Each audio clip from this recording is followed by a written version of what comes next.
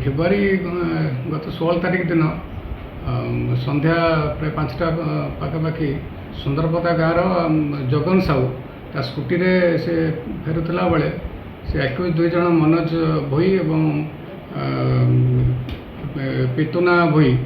bike रे सहित धक्का होला सहित जुक्तितर्क पाटितुंड झगड़ा होता से धमक देते ये भी पाटितुंड झगड़ा नहीं पुणी राति प्राय 9टा पाखापाखि जितेबाला कम्प्लेट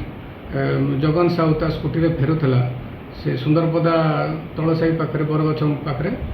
5-6 जन से एक्यूज मोटरसाइकेल आसिक अटकैकी हठात 2टा छोट खंडा करके आसल्ट करते से हाथ देखा से हाथर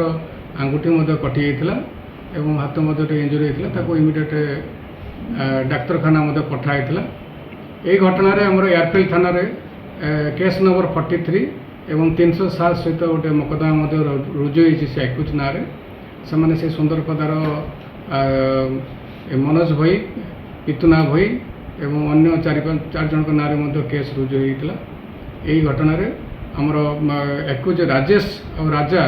एवं सोमनाथ साहू 2 जन को गतकाली गिरफ्त कर निकट गोटे RM ड्यूक 250 गोटे मोटरसाइकेल जबत कराई आउ जो रही 4 जन एक्यूज से तुरंत से गिरफ्त करा यही घटना रे जो राजेश भाई जो राजा से आगुरी 2टा केस इनवल्व अच्छी एवं पितुना मनोज भाई एम आगुरी सुंदरपदा मत विभिन्न असामाजिक कार्यक्रम संपृक्त अच्छा ना अपराधिक मामला रही तुरंत गिरफ्त कर